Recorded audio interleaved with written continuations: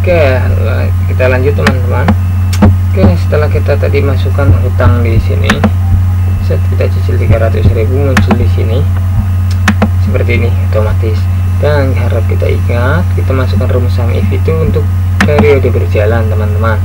Untuk awal periode itu kita rumusnya menggunakan VLOOKUP saja cukup, atau rumus indeks juga bisa. Nah seperti ini, indeks gabung dengan match atau VLOOKUP, suka-suka kalian. Jika kalian masih ada yang kebingungan, kalian bisa tanya saja di kolom komentar tentunya. Oke, ini sama semuanya, kalian bikin saja formnya seperti ini, kosong. Jika kalian ingin form kosongnya, saya bisa menyediakannya teman-teman. Tapi jika kalian ingin menyeting sebuah rumusnya, kalian bisa setting sendiri dengan cara menonton video saya tentunya. Oke, kemudian kita lanjut ke laba rugi. Di sini ada laporan laba rugi, dimana adalah setiap usaha pasti ada laba atau rugi yang dialaminya. Oke, pada contoh kasus di sini adalah laporan transaksinya hanya 1 kali dalam 1 bulan, contohnya hanya untung 2.000 saja, maka di sini akan muncul langsung 2.000 untungnya. Oke, berarti pendapatan kita dalam 1 bulan ada 2.000. Di sini ada biaya-biayanya. Jika kita ada transaksi bayar telepon atau bayar apapun, nanti di sini juga akan muncul sendiri tentunya. Kemudian di sini ada tarif pajak tentunya teman-teman. Nah, penghasilan kurang dari 50 juta, berarti ini harusnya jangan 1 juta ya, 0 sampai 50 juta, maka pendapatannya adalah 10% tarif pajaknya, PPN nya itu. Maka settingannya seperti ini, 50 juta sampai ini segini. Nah, ini hanya contoh saja, kalian bisa ganti-ganti nominalnya, terserah kalian. Nah, maka ilustrasi pajaknya seperti ini teman-teman. Oke, nah ini ada ngitung pajak otomatis. Nah, kita masuk dulu nih ke pembahasan di laba rugi sendiri. Yang seperti tadi ini adalah manual semua teman-teman. Untuk kolom keterangan ini kita buat manual, kita buat semenarik mungkin. Nah seperti ini, menarik kan untuk dilihat.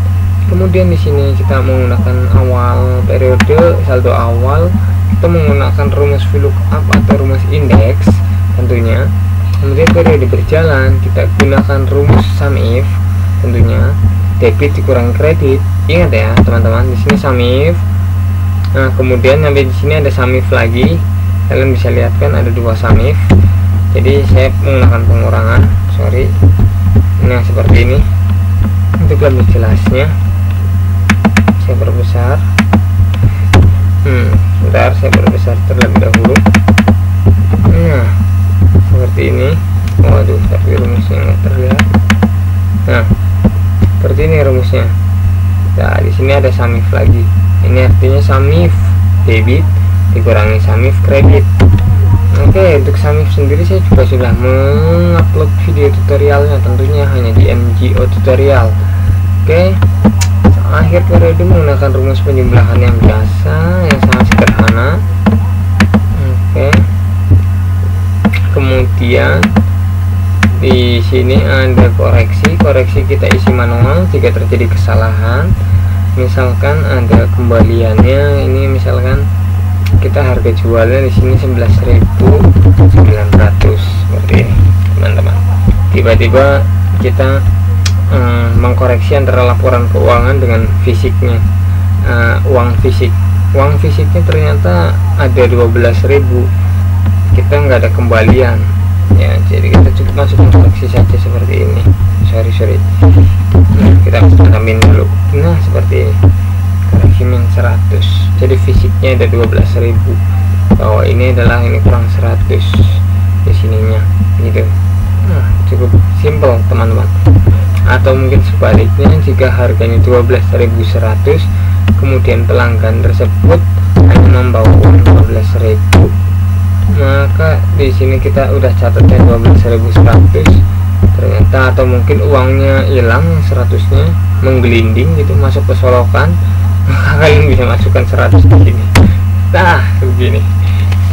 Nah itu hanya contoh saja teman-teman. Nah kemudian kita hitung di sini pajak. kita ini sama semua ya rumusnya ya, kalian tinggal copy paste saja.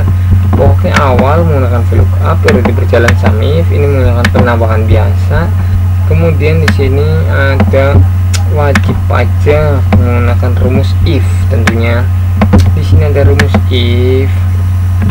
Yang pertama adalah if jika E31 kurang dari 0 maka hasilnya 0. Oke, maka jika E31 ini lebih dari 0 maka hasilnya E31. E31 itu apa sih? E31 adalah, kita geser nih. E31 adalah di sini laba rugi sebelum pajak, keuntungan kita sebelum pajak, teman-teman. Keuntungan kita sebelum pajak ada 2100 misal di sini. Nah, karena pajaknya berapa, perhitungan pajaknya berarti pajaknya yang kita kena adalah 10%. Kenapa bisa? Karena ini ada kurang dari 50 juta, teman-teman. Nah, ini rumusnya. Jika K29 itu adalah ini, jika ini kurang dari L25, kurang dari 50 juta, maka K29, maka ini dikali 10%, dikali M25 adalah ini 10%. Oke, kemudian jika kita kembali lagi nih kepada jika ini kurang dari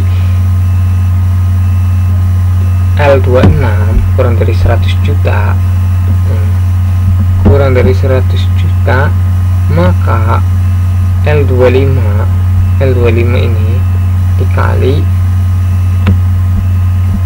dikalikan ke M25 ke sini 10%, 50 juta dulu dikali 10%, baru nanti sisanya dikali 15%. Begitulah rumus perhitungan pajak. Ya, oke, kita bisa buktikan di sini. Saya langsung masukkan 60 juta. Kurang 01. Nah, seperti ini. Maka pajaknya yang kita harus bayar adalah 6.500.000. Bagaimana cara perhitungannya? Yaitu ada di bawah ini. Yang 50 juta itu dikali 10%, yang 10 jutanya kita kali 15%. Jadi total 6.500.000. Lalu bagaimana jika penghasilan kita 120 juta? Nah, kita masukkan saja, maka di sini akan ngitung otomatis ke teman-teman. Tenang saja. Ini rumusnya apa sih? Kok bisa ngitung otomatis begitu? Ini adalah rumusnya if semua, teman-teman. Gampang sekali tuh rumus if. Kita tinggal kembangkan logika kita saja, teman-teman. Tuh, tentunya gampang sekali kan rumusnya kan. Ya begitulah kurang lebih tutorial ini, semoga bermanfaat untuk kalian. Mohon maaf jika tutorial ini saya buat dengan cepat, karena jika saya buat dengan mempraktekkan rumusnya satu-satu tentu akan memakan waktu yang sangat lama sekali, teman-teman. Oke, terima kasih telah menyaksikan video tutorial ini.